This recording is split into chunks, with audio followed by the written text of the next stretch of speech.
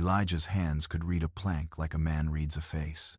At 22, they were colloosed maps of a life spent coaxing beauty from rough cedar and heart pine. Pale crescent scars along the fingertips. A faint burn where a plane had skidded years ago. A permanent smudge of varnish beneath the thumbnail. In the Bradford workshop, the sawdust hung in light like suspended snow. Beams of sun cut through it, warm and high contrast, catching the motes and turning the air into a slow, glittering storm. He worked in the hush between morning chores and noon. The rhythm of plane and rasp, a small island of control he could call his own. The summons arrived like a dropped stone into that quiet. Jenkins's boots scuffed up the dirt like a proclamation. The overseer, a man with tobacco stains on his mouth and a grin that never reached his eyes, spat at Elijah's feet and told him to report to the big house before sundown. No reason given. The words sat in Elijah's chest like a fist. Master William Bradford, tall and lean with a graying beard and the carriage of a man who believed the land itself existed to prove his worth, had been in Charleston 3 weeks. He had come back with a quicker temper and a new taste for having things his way. Rumors flurried among the hands. A purse lost, a bad business deal, a humiliation kept behind shutters. Whatever it was, being called upstairs to the big house rarely meant anything good for a slave. Elijah walked the path from the workshop to the mansion like a condemned man to a hearing. The yard smelled of lint and molasses, of hot iron and the faint sweetness of overripe peaches. The Bradford columns towered white and immaculate against a blue sky. Their scale turned men like him into shadows. He climbed the great staircase, each step a small betrayal, and felt the portraits of Bradford ancestors, painted brows knitted, eyes judging Lear as if the canvas themselves might report him. He knocked, hand steady but heart loud. "Enter," came a voice he didn't expect. Not the commanding bellow of a master, but a softer, higher timbre, edged with grammar and northern vowels. Elizabeth Bradford sat at the vanity like a private country folded into a room. 25. Newly imported from Boston, though her face had already learned the plantation's pale patience. She wore blue that made her eyes an impossible thing to look at for long. Her golden hair fell loose down her shoulders. Not the pinched, severe knot expected of a mistress. There were bruises healing along the slope of her shoulder, pale crescents like old ghosts. For a moment Elijah's hand found the warm leather of his tool pouch, and the wood smell of the room steadied him. "You're the carpenter," she said, as if confirming a fact she'd already known for some time. "Yes, ma'am." He did not meet her eyes. He had been taught to keep his gaze low. The world above eyebrow level often ended a life. She moved closer to the window, and the light haloed her. "The bed is fine," she said, almost apologetically. "I didn't call for your skill on the wood. I called for you because I've been watching." The sentence landed like a stone. Watching, in a household of mirrors and servants and rumor, could mean salvation, or it could mean the kind of discovery that removed men from one life and buried them in markets downriver. Elijah's fingers tightened on the worn straps of his pouch. She gestured at a small side table he'd made for the nursery. Delicate magnolia carvings along the edges.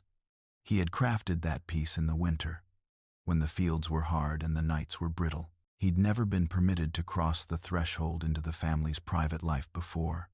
To be known within, it felt like walking into a room with a tiger. "I know about your papers," she said, without preface. "And I know how you hide things." Elijah felt the room contract. The secret maps and folded clippings, the crude, hopeful travel plans, the papers he'd stitched and burned and stitched again, they were a coiled thing inside him. If Elizabeth Bradford knew, then someone inside the house had eyes where he thought only shutters watched. "How?" he began, then saw the small knot of a scar above her brow and cut the question off. It would be foolish to be direct in a place where questions became chains. "Because I need help," she said. "I have money I can spare. I have a contact in Mobile who might pass papers north. I can get us as far as Savannah by carriage and steam. But it's dangerous. It will take a man who understands concealments, who can make things where there is no place to hide things. I've seen your work. You are careful." She did not touch him. She did not offer him a rose or a promise. What she offered instead was a folded paper, a map with spidery notes and a name, Jeremiah Holcomb. Elijah's throat tightened. Philadelphia was a promise in a peril. An idea. Until now, he had only dared hold like a talisman. "My husband will return tomorrow," she continued. "When he's home, he watches everything. I can arrange travel. I can take one house servant with me. I'm asking for the carpenter. I cannot promise safety. I can promise that I will risk what I must." The confession that followed was not an entreaty of want, but of survival. Elizabeth spoke of being sold into marriage to settle a father's debts, of nights awake while someone she was pledged to kept vigil with his own temper. She showed him the faded bruise and told him, in fragments, of moments when the house felt like a ledger closing in. There was no seduction, only the kind of raw, human exhaustion that has lived so long it becomes a kind of honesty. Elijah listened. The piano of his life the mother sold south. The stable hand Samuel who'd returned maimed. Old Moses who wore memory like a cloak played underneath her words. He was not immune to compassion. He had seen the way the house sharpened people, turned them brittle. But trust was a craft as precise as any dovetail joint. He measured the grain. "You could turn me in with one word," he said finally, voice low as the belly of a drum. "A white woman vouching for a slave. They would believe her over me." "I know," she said. The two words were a grim ballast. "Which is why I haven't told anyone. I have saved coins secretly. I make small transfers from accounts he doesn't suspect. He looks for money in the wrong places. I will provide what I can. You will make me a false bottom. You will hide what needs hiding. I will provide a cover story. We will travel as mistress and houseman. In Mobile, a man will meet us. From there, Savannah then." She paused, and for a moment the northern vowels in her speech loosened to a tremor. "From there, I have a contact who can take us north." Elijah pictured the false compartments he could craft. He pictured the route north like a line of nails to be carefully plotted, but he also pictured the whip, the auction block, the tales of men who'd vanished for less. Every plan had a cost. Family, safety, the lives that would be punished for one soul's flight. He thought of his mother's carved bird pressed into his palm the day she left. "This is you," she'd said. He felt the weight of that promise like a small stone. "Why me?" he asked. Not why does she trust him, but why risk her place for a man whose life was defined by being owned? "Because you are discreet," she said. "Because you are clever. Because I've watched you make beauty out of wood, and I believe you know how to hold a secret. And because She stopped, the sentence unfinished. Elijah saw her hands tremble minutely, not desire, but a fragile, human plea. The risk arranged itself in the room like a piece of furniture, obvious, heavy, and unavoidable. Elijah could refuse and live with the slow certainty of continued bondage. He could accept and step into a path that might end in the open sky of freedom or the closed darkness of punishment. He thought of old Moses's compass and his grandmother's voice about the North Star. He thought of the cradle he was building for the Peterson infant, a small, carved promise that would be swept into the same system that bound him. "I'll think on it," he said. It was the safest answer and the truest at once. She nodded and produced a small pouch, a handful of coins wrapped in oiled cloth. "Memorize the contact in Mobile. Burn this note when you have it. No paper must remain." When he left the big house, the corridor felt like a throat. Narrow, dangerous, promising. Jenkins waited outside with a smirk. The world had already resumed its rhythm, but the grain of Elijah's life had shifted. There was now a plan in the woodpile of his days. A seed of dangerous hope had been dropped into the dust. That night he removed a loose board beneath his cot and retrieved the bundle he kept hidden there. A few clipped newspaper scraps, crude maps with markings he had traced in candlelight, and the wooden bird pendant his mother had pressed into his palm. He memorized Elizabeth's contact like a scripture and burned the paper until only ash rose. For the first time since the day his mother had been taken, he let his mind stray a full measure past the fence line. Freedom felt not like a single act but a lace-like plan, careful, precise, requiring a steady hand. 7 days, he told himself. 7 days to make a false bottom, to finish the bookshelves as an alibi, to steel his face for the scrutiny of men who would look at him as property. 7 days to alter the axis of a life. Outside, the plantation hummed distant song, barking hounds, the steady tread of men bound to the rows. Inside the workshop, Elijah's hands returned to wood. He planned with the same patience he used to lay a joint. Measure twice, cut once, trust but secure the seams. The first nail had been struck. The rest would require everything he had. The next morning dawned thick with heat, the kind that clung to skin and slowed breath. Elijah woke before first light, his mind still tangled in the conversation with Elizabeth Bradford. Her words, "I need you," had lingered like the echo of a hammer tap in an empty shop. Not seductive, not romantic, but unbearably human. A plea between two people caught in different cages of the same device. He sat up, rubbed his eyes, and touched the small wooden bird pendant beneath his shirt.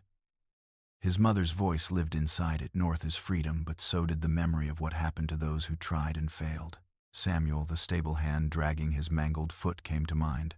Elijah had watched him hobble in the dust, a living warning to every slave on the Bradford property. Wrong steps had consequences. Still, as dawn spilled across the workshop floorboards like warm paint, the strangest thing settled in Elijah's chest: resolve. 7 days. 7 days to turn a whisper of escape into a structure sturdy enough to carry 2 lives. He rose, washed his face in the basin, and began the first task. The bookshelves. Not the shelves themselves, those had been commissioned, yes, but the secret compartments behind the inlaid magnolia paneling. The boards fit perfectly, smooth and polished, capable of hiding coins, notes, a forged paper or two, even the compass old Moses had given him. Creating a false bottom was familiar work. Concealment was a craft like any other. Hidden hinges disguised as ornamentation, dovetail joints slid together seamlessly, the whole thing looking like nothing more than fine furniture. But this time, the stakes were life, not aesthetics. As he planed the wood, soft curls falling to the floor, he heard the faint creak of footsteps at the workshop door. He turned, expecting Jenkins or a curious house servant, but instead saw Cook, the plantation's iron-backed matriarch of the kitchen, framed in the morning light. She was carrying a cloth-wrapped parcel. "Elijah," she said quietly, "you eat this before noon. You gon' need strength with all them long roads ahead." The statement chilled him more than any overseer's threat. "Cook, who told you?" She cut him off with a small snort. "Boy, don't you insult my intelligence. This house talked more than the mockingbirds. I know when something about to shift. I also know when a woman's eyes look like a storm's coming." Elijah swallowed. Cook's face was lined with years of surviving white tempers, white lies, white whims. She knew the terrain of danger better than anyone. "You watch that mistress careful," she said, lowering her voice. "Some white folks break things even when they don't mean to, even when they reach for you with kindness." Elijah nodded. "She ain't like the others." Cook's eyes sharpened. "All of 'em look soft until the world pushes 'em. Then you see what they made of." She placed the parcel on the workbench, her hand lingering on the wood he'd been carving. "Your mama would be proud you still using those hands for truth," Cook whispered. And then, without waiting for acknowledgement, she shuffled out, the door creaking shut behind her. The shop felt different once she left. More real, more dangerous, more possible. By mid-morning, Jenkins arrived, suspicion riding on his face like an extra layer of sweat. He leaned against the doorway, chewing tobacco with exaggerated slowness. "Bookshelves comin' along fine, carpenter," he drawled. "Mistress sure wants 'em quick. Funny thing, that. Shame if anything were to slow you down." Elijah didn't turn from his work. "They'll be ready." Jenkins spat on the floorboards. "Heard you was up at the big house yesterday." Elijah's heart thudded once. "Yes, sir. Mistress wanted to ask about wood for a new drawing table." Jenkins snorted. "Fancy excuses for fancy houses. You stay where you supposed to be, boy. Big house ain't no place for someone like you, unless master calls for it." Elijah forced a respectful nod. "Yes, sir." Jenkins lingered a moment longer. eyes flicking over the bookshelves. The workshop, Elijah's hands, watching him like a man trying to read grain patterns in oak. "Don't you forget," he said finally, his voice dropping. "One wrong step." "I know," Elijah murmured. Jenkins smiled, a thin, humorless thing, then walked off, leaving a trail of brown spittle behind him. That afternoon, the shadows stretched long across the grounds as Elijah headed toward the East Gardens, where Elizabeth had said she'd meet him again publicly, under the guise of inspecting his repair work. The gazebo rose white and delicate against the green, its latticework bending under summer's last storms. Elijah knelt and tightened the joints, tools clinking softly in the heat. After a few minutes, he sensed her presence before he heard her. "Good morning, Elijah." He didn't look up immediately. Some distances kept people alive. "Morning, ma'am." She stepped into the gazebo, the sunlight catching in her loose hair, a rare softness she allowed only when no one of her class could see. Today her face was composed, but her fingers fidgeted with the edges of her sketchbook. "You burned the note?" she asked quietly. "Yes, ma'am." "And the compartments?" "In progress. Hidden. Secure." She nodded, relief flickering across her features.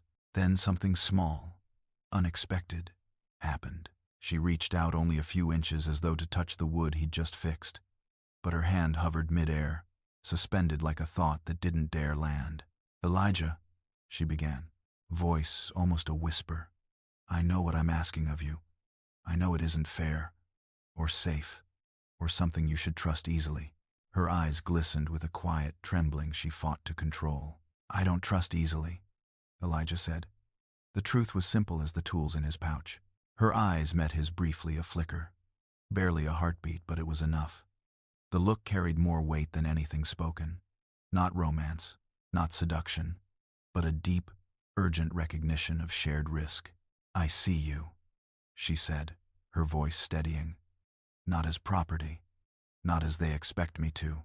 I see the human being with a mind as sharp as any I've met. I see someone who deserves a horizon larger than these fields." Emotion flared in Elijah's throat, unexpected, unwanted, but real. She continued, her voice trembling just once. "I won't break my word to you." Then she stepped back, spine straightening as footsteps approached. She transformed instantly into the distant, proper mistress, flipping open her sketchbook with casual precision. A maid rounded the hedge line. "Mistress, cook says luncheon's ready." Elizabeth gave Elijah a quick, coded nod they would speak again. As she walked away, the breeze caught a loose lock of her hair and carried the faint scent of rosewater back to him. It lingered a moment, soft and haunted, before the wind shifted. The next few days unspooled like tight wire. Elijah worked late into the nights, shaping the shelves, packing the hidden compartments, preparing small bundles of essentials hidden within the wood itself. Extra rags, a few coins, a knife, a folded scrap of fabric with a star map he'd memorized. Every night, he pressed his fingers to the compass old Moses had pressed into his hand. North is freedom, boy. The plantation continued its brutal rhythm. The field hands rose before dawn. The overseers roared orders. Cotton clouds filled the horizon. Master William stalked the grounds, his temper sharper since returning from Charleston. Elizabeth maintained careful distance during the day, but once, passing him on the path between the smokehouse and the stables, she subtly brushed her fingertips across her sleeve, a tiny, coded signal he barely caught. It meant, the plan is still in motion. Another time, at the well, she whispered under her breath as she passed, 4 days. The contact in Mobile, the man with the red handkerchief, haunted Elijah's thoughts. Was he real? Trustworthy? A trap? At night, Elijah thought of every story he'd heard about black men caught with forged papers. None had ended well. But he also remembered the tenderness in Elizabeth's voice when she'd said, "I see you." Not romantic tenderness, something more dangerous. Belief. Not a mistress speaking to property, but one human soul reaching for another in the dark. On the 5th day, Master William himself appeared in the workshop. Elijah's breath caught as the tall man's shadow crossed the doorway. "Carpenter," William said, inspecting a half-finished shelf. "You have skill." Elijah swallowed. Thank you, master. William tapped the wood with a knuckle. My wife insists you accompany her to Savannah, that you're the only one who can build what her sister wants. He squinted, eyes cold and calculating. You'll represent this plantation. Don't make me regret sending you. You return in 3 weeks. No delays. Yes, master. William stepped closer, lowering his voice. You behave. Any trouble, any misstep, and I will not hesitate. Elijah bowed his head, fists tight at his sides. Understood. William left as abruptly as he'd come. The workshop was silent again, except for Elijah's heartbeat. That evening, the sky cracked open with rain sheets of it, hammering the fields. Elijah stood in the doorway, soaked, watching lightning fork across the sky. Thunder rolled like drums of war. He sensed movement beside him. Elizabeth, drenched to the bone, stepped into the workshop, closing the door behind her. The storm won't last, she murmured. Her hair clung in wet curls to her cheeks. Her dress was soaked through. She looked less like a mistress of a plantation and more like a person stripped of all pretense. For a long moment, they simply looked at each other. No touch, no violation of boundaries, just the intense, quiet recognition of two people crossing a precipice together. Elijah, she whispered, I want you to understand something. If we succeed, it won't be because I'm brave. It will be because you are. He exhaled shakily, not fear, but something akin to gratitude and grief at once. That ain't true, ma'am. We're both risking everything. She shook her head. You're risking more.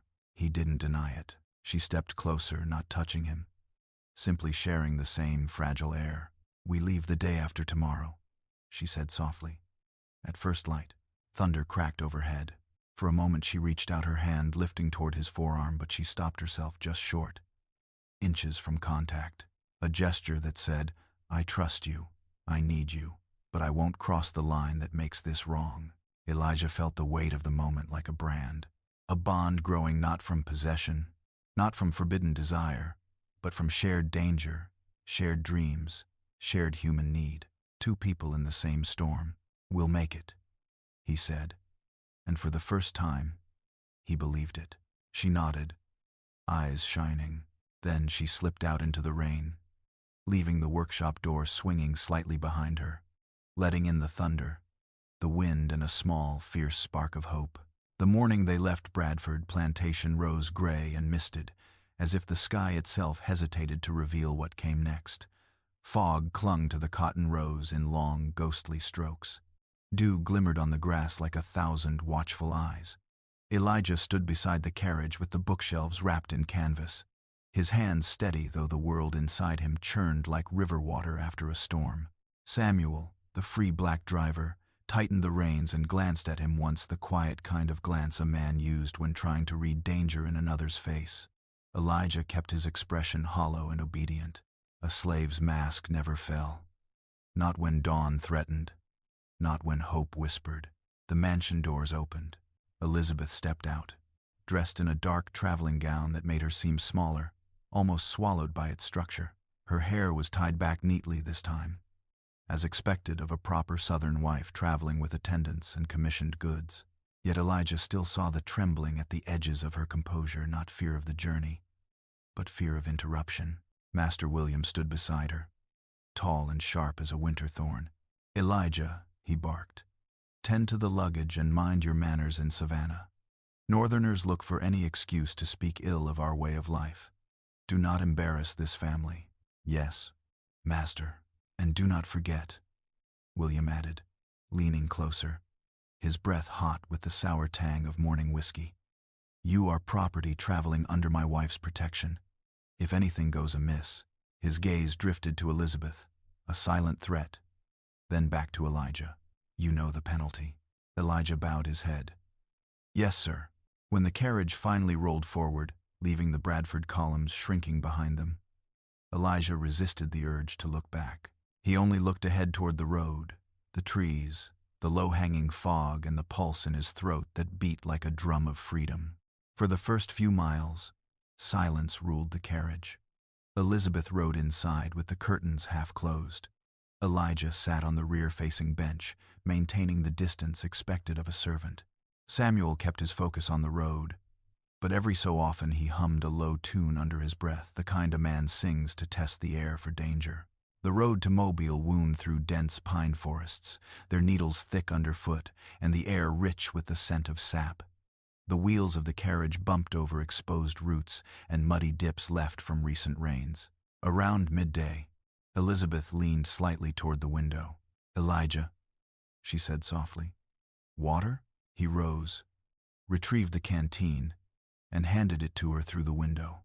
Her fingers brushed the leather strap, and in that small, accidental contact, a current passed like a spark across dry tinder. Not romantic, not forbidden, just two people, bound to the same dangerous plan, anchoring each other in a world that would crush them both if it could. "Thank you," she whispered. Their eyes caught briefly.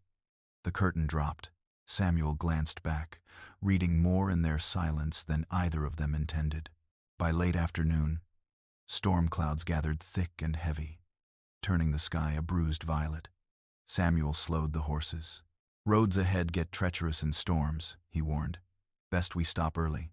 Elizabeth frowned. "We must reach Mobile by morning. The steamer will not wait for us." He shook his head. "A broken axle won't wait for us either." Elijah said nothing. Every delay felt like a tightening noose. Every hour added risk that someone from the plantation, Jenkins, perhaps might ride after them if suspicions grew. The first raindrops fell. Then more. The sky split open. Within minutes, the road had turned into a river of mud. Samuel pointed ahead. "There's an inn. Not the best place, but safe enough from weather." Safe enough. Elijah swallowed. Safety was a relative thing for a man in chains, even invisible ones. The inn was a squat, two-story building with rusted shutters and an overhang where travelers' horses shook water from their coats. Lamps glowed faintly through the rain-smudged windows. Elijah felt a twinge of unease as they approached. Unfamiliar places carried their own dangers. Inside, the innkeeper, a round man with cheeks like rising dough, greeted Elizabeth with the exaggerated politeness reserved for white women of status. "Well now, Mrs. Bradford," he said with a bow. "Didn't expect to see you on this route. Your husband's lands are a fair distance off." "My sister in Savannah is expecting me," Elizabeth replied smoothly. "We were delayed by weather." The innkeeper nodded, eyes drifting to Elijah in that assessing, disinterested way some men looked at livestock. "Your boy have his papers?" Elijah handed them over. The innkeeper inspected them with slow, deliberate scrutiny. Then he looked up, squinting. "You're Bradford's carpenter, aren't you?" he asked. "Built the miller's cradle last year." It wasn't a threatening tone, just casual conversation. Yet Elijah's stomach knotted. Recognition meant attention. Attention meant risk.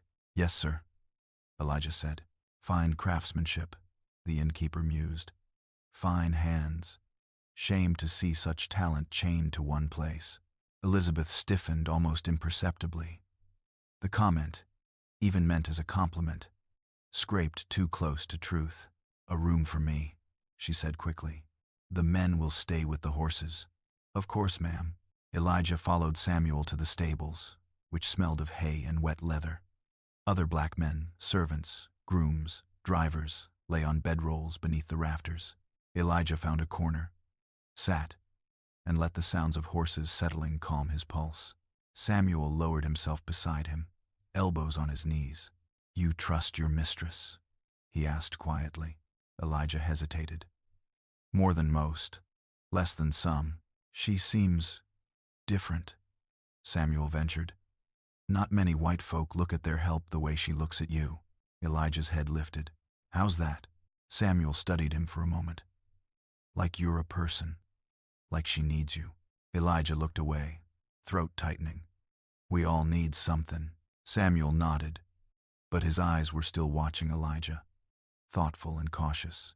Lightning cracked outside, illuminating the rafters. "We leave early," Elijah said. "Before dawn," Samuel grunted. "Good. This place gives me a feeling," Elijah said.